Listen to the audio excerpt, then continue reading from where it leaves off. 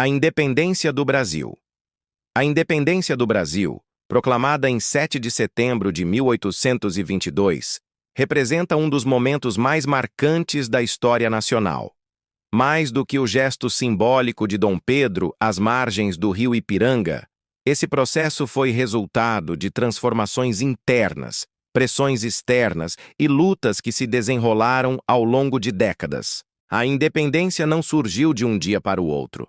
Foi fruto de contradições sociais, econômicas e políticas que amadureceram desde o período colonial até o início do século XIX. Ao longo deste vídeo, analisaremos as causas, os desdobramentos e as consequências da independência brasileira, abordando os papéis das elites, do povo, da família real e das forças internacionais nesse processo, além de refletir sobre o legado deixado para o futuro da nação.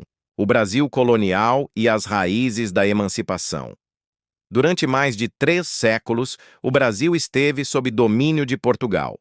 Sua economia baseava-se na exploração de recursos naturais e, posteriormente, na produção agrícola em larga escala, como açúcar, ouro e café. Essa estrutura colonial beneficiava diretamente a metrópole, que lucrava com impostos e monopólios. Apesar disso, o Brasil nunca foi um espaço homogêneo. Diversas revoltas surgiram ao longo do período colonial, expressando descontentamentos contra os abusos da coroa. Movimentos como a Inconfidência Mineira, 1789, e a Conjuração Baiana, 1798, revelavam desejos de maior autonomia e, em alguns casos, independência. Embora reprimidas, essas rebeliões deixaram sementes de contestação. A transferência da corte portuguesa. Um dos marcos decisivos para a independência foi a transferência da corte portuguesa para o Brasil em 1808. Fugindo das tropas de Napoleão Bonaparte, a família real portuguesa instalou-se no Rio de Janeiro, transformando a colônia em centro político do Império Luso. Essa mudança alterou profundamente a realidade brasileira. Portos foram abertos ao comércio internacional, o Brasil recebeu missões culturais e científicas e instituições como a Imprensa Régia e o Banco do Brasil foram criadas. Com isso, a colônia ganhou autonomia administrativa e passou a experimentar um gosto pela centralidade política. Em 1815, o Brasil foi elevado à categoria de Reino Unido, a Portugal e Algarves, consolidando seu novo status.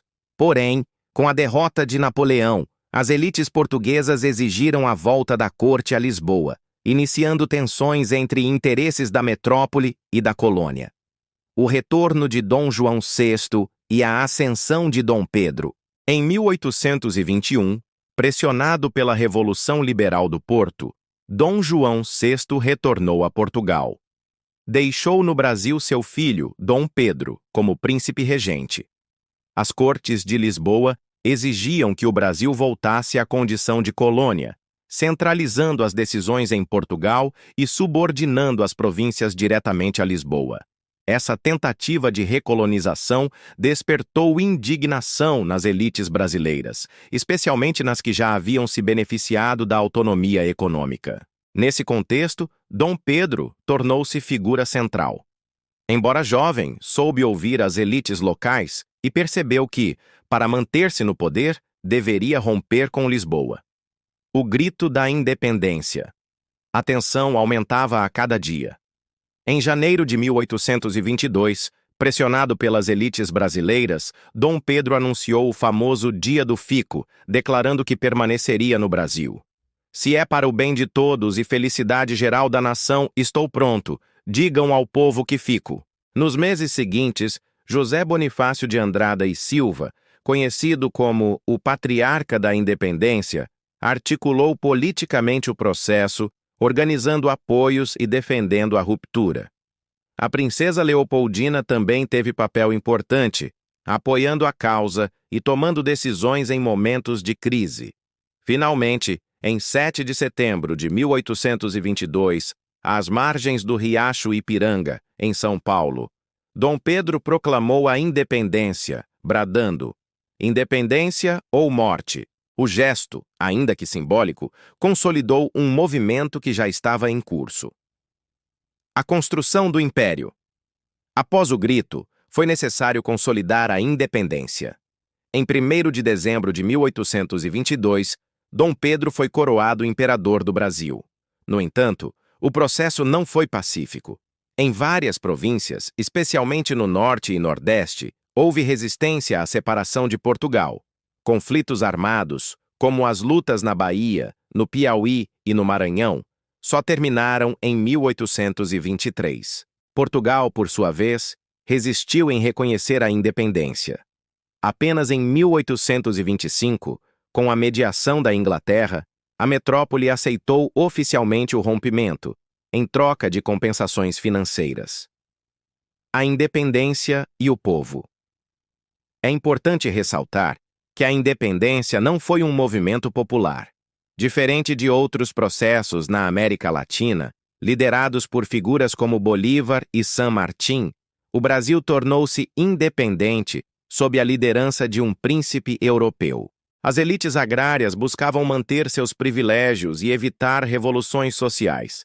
A escravidão, que sustentava a economia, permaneceu intocada. Para a maioria da população, indígenas, negros escravizados e pobres livres, a independência pouco alterou as condições de vida. As consequências imediatas. A independência garantiu a unidade territorial do Brasil, algo raro em comparação com os países vizinhos, que se fragmentaram em diversas nações.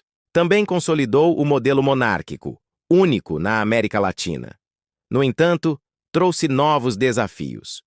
O governo de Dom Pedro I enfrentou disputas políticas, revoltas regionais e crises econômicas. Em 1831, pressionado pela impopularidade, ele abdicou em favor de seu filho, abrindo caminho para o conturbado período regencial. O papel da Inglaterra. A Inglaterra desempenhou papel central na independência. Como potência econômica e naval da época, tinha interesse em garantir a abertura dos mercados brasileiros. Por isso, apoiou a separação, mediou o reconhecimento por Portugal e se beneficiou com acordos comerciais vantajosos. Esse aspecto evidencia que a independência, embora garantisse autonomia política, manteve o Brasil em posição de dependência econômica frente às grandes potências. O legado da independência. A independência de 1822 foi um marco na construção da identidade nacional. Criou símbolos, como o Grito do Ipiranga, e figuras históricas, como Dom Pedro I, José Bonifácio e Leopoldina. Ao mesmo tempo, evidenciou as contradições de uma nação que proclamava liberdade sem romper com a escravidão e a desigualdade. O processo abriu caminho para o desenvolvimento do Estado brasileiro, mas manteve estruturas sociais excludentes. Foi um passo essencial, mas incompleto, na construção da cidadania. A independência do Brasil foi, ao mesmo tempo, fruto de pressões internas e externas, de interesses econômicos e de aspirações políticas. Conduzida pelas elites e pela figura de Dom Pedro, garantiu a unidade territorial e a autonomia política, mas não transformou radicalmente a vida da maioria da população.